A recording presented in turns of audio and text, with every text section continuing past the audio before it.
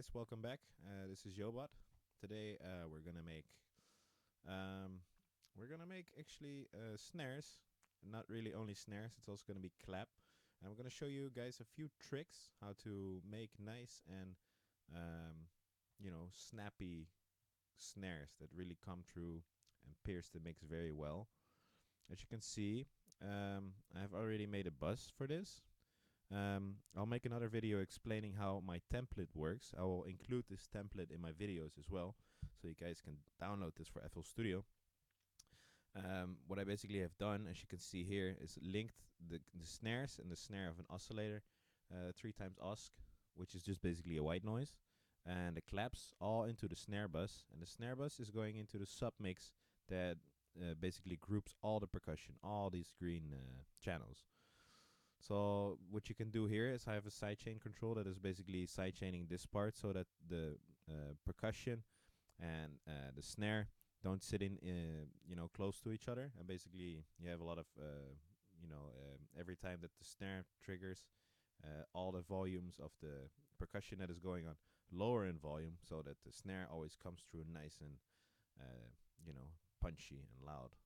So let's get right into it. We don't need the mixer now. So I'm gonna go to one of my favorite sample packs. Like a lot of guys like to use Vengeance. I like the Thomas Penton. What is it? Essential series. You have many sample packs. I mean, you can just find them on the internet or buy a few, whatever you like.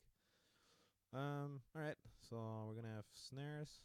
We're gonna see which one is gonna work if my hard drive starts working. This sounds nice in 808.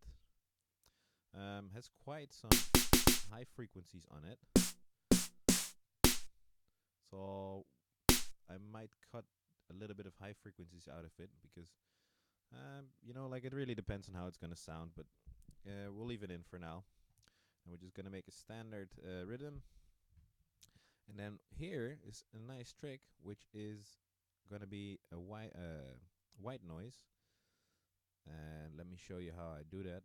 Basically, we're going to need a 3 times osc, very simple, a very light plugin. You want to have it very short, like really short, absolutely very short.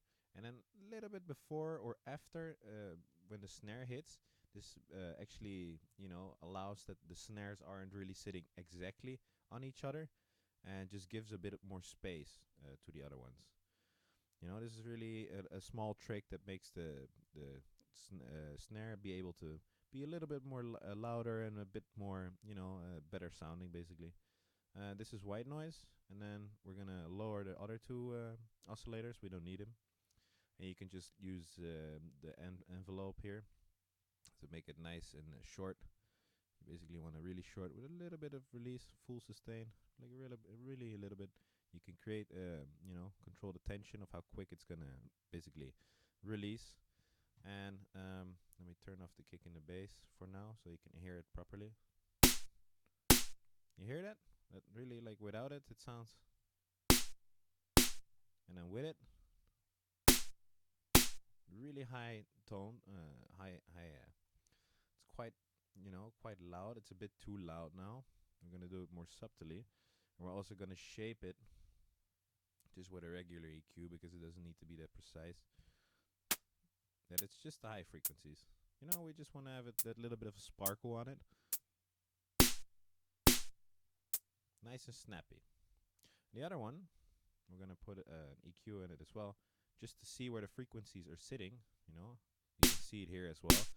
There's a little bit, we don't need the very low volumes because we don't want it to conflict with the kick and bass. So what we're going to do is just cut it off around, around 100. It starts cutting off. So, this is around 100, I guess. Round about. You don't need these frequencies. And then you can just, like, mess around to make it sit even better and even more expressive. You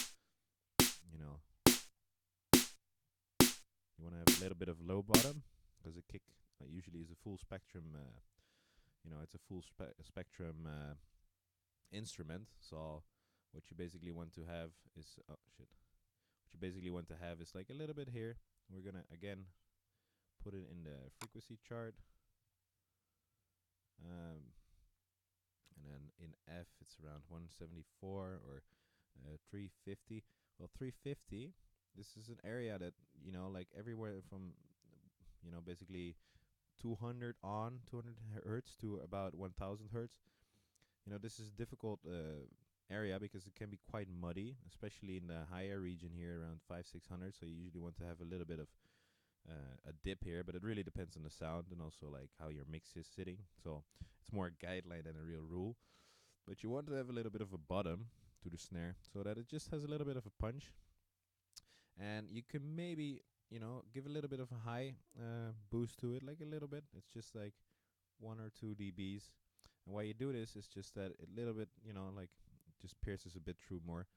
But you also have these the white noise on top of it, so this makes it also sit very, it has a nice high sizzle to it. And what we're gonna do now is also add a clap. I'm gonna have a really small clap. I think these are not the ones that I want. This is from some sample pack I downloaded from Splice. Actually has some really nice claps in it, so I'm gonna use these claps. That's 2.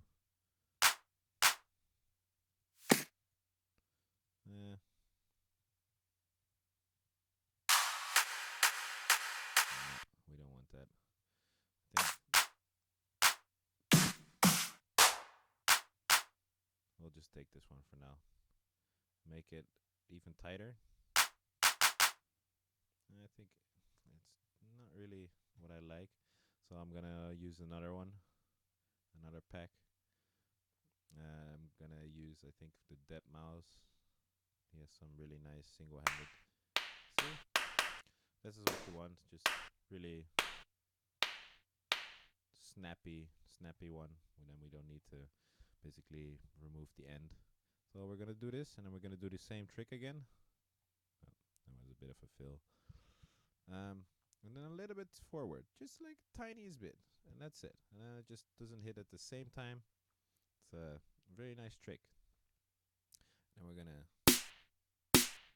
That's it. Again, bit of EQ. See where it's sitting. It's around here. Just a little bit increase so it comes through nicely. We don't need the bottom of this so it doesn't conflict with the other elements when it's getting a bit cooler. That's it.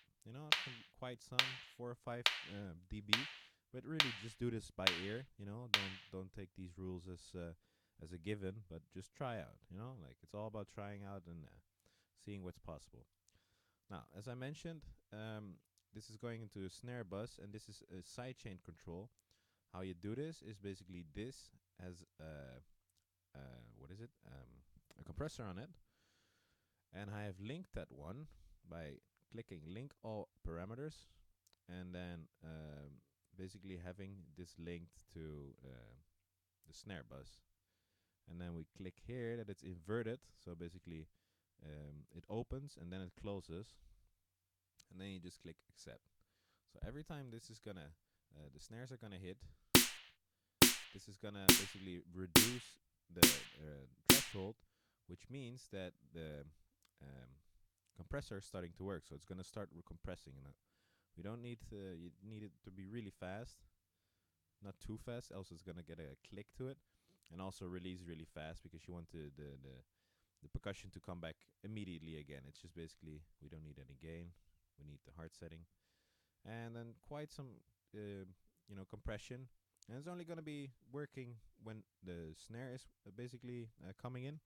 So it just like quickly turns on the compressor, and then basically when the snare fades out, quickly the old level of the percussion is coming back. So they're not really sitting in their in each other's way. So, and that's it. And we're gonna see now how it sounds with the kick and the bass. I don't know how it's gonna sound. Obviously, later you have to kind of mess around to see if this is sitting well. Sounds about right. I'm running out of time, so I'm gonna wrap this video up. Thank you guys for watching again. Check out the next video. We're gonna do some percussion, and I hope you enjoyed it. All right, see you later.